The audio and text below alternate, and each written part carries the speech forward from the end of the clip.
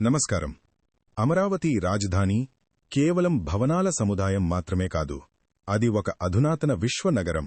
అందులో భాగంగానే ప్రస్తుతం అమరావతిలో జరుగుతున్న అండర్గ్రౌండ్ విద్యుత్ కేబులింగ్ పనులు ఇప్పుడు చర్చనీయాంశంగా మారాయి. అసలు ఈ ప్రాజెక్టు ఎందుకు అంత ముఖ్యం, దీనివల్ల వచ్చే మార్పులేంటి, ఈ వీడియోలో వివరంగా విశ్లేషించుకుందాం. విజయవాడలోని Narla Tatarao thermal power station VTPS నుండి వస్తున్న 220 కిలోవోల్ట్స్ మరియు 400 కిలోవోల్ట్స్ హైటెన్షన్ లైన్లు దశాబ్దాలుగా అమరావతి గ్రామాల మీదుగా వెళుతున్నాయి. సాధారణంగా ఈ హైటెన్షన్ లైన్లు ఉన్నచోట భారీ భవనాలు నిర్మించకూడదు. ట్రాన్స్కో నుండి అనుమతులు రావు. దీనివల్ల రాజధాని మాస్టర్ ప్లాన్ అమలులో పెద్ద చిక్కులు ఎదురయ్యాయి. గతంలోనే రైతులు తమ భూములను ఈ టవర్ల కోసం ఇచ్చారు. కాని ఇప్పుడు రాజధాని అభివృద్ధి చెందుతున్న తరుణంలో ఈ పాత పద్ధతి పర్యావరణానికి, భద్రతకు ముప్పుగా మారింది. ఈ సమస్యకు శాశ్వత పరిష్కారంగా రాష్ట్ర ప్రభుత్వం మరియు ఏపీ ట్రాన్స్కో సుమారు 1370 కోట్ల భారీ బడ్జెటుతో ఈ ప్రాజెక్టును చేపట్టింది. దాదాపు 32 కిలోమీటర్ల మేర ఉన్న ఓవర్హెడ్ లైన్లను పూర్తిగా తొలగించి భూగర్భంలోకి మారుస్తున్నారు.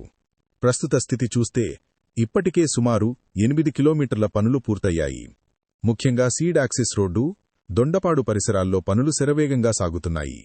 త్వరలోనే తుళ్లూరు, తాడికొండ మండలాల్లోని లైన్లను కూడా భూగర్భంలోకి మారుస్తారు. న్యూయార్క్ లేదా లండన్ వంటి నగరాల్లో ఎక్కడా మనకు పైన తీగలు కనిపించము.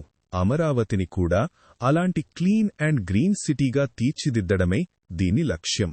2 కారణం, కోస్తా తీర ప్రాంతం కావడంతో తుపాన్లు, భారీ గాలుల సమయంలో విద్యుత్ స్తంభాలు పడిపోవడం, వైర్లు తెగిపోవడం వంటి ప్రమాదాలు ఉంటాయి. అండర్గ్రౌండ్ కేబులింగ్ వల్ల ఎటువంటి వాతావరణ పరిస్థితుల్లోనైనా విద్యుత్ సరఫరా ఆగదు. హైటెన్షన్ లైన్లు తొలగిపోవడంతో ఆ ప్రాంతాల్లో నివాస, వాణిజ్య సముదాయాల నిర్మాణానికి మార్గం సుగమమవుతుంది.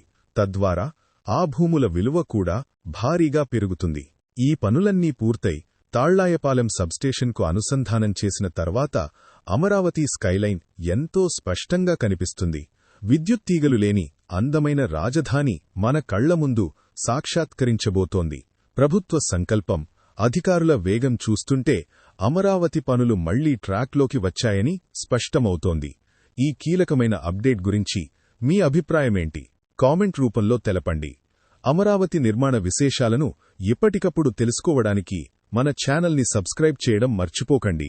లైక్ అండ్ షేర్ చేయండి.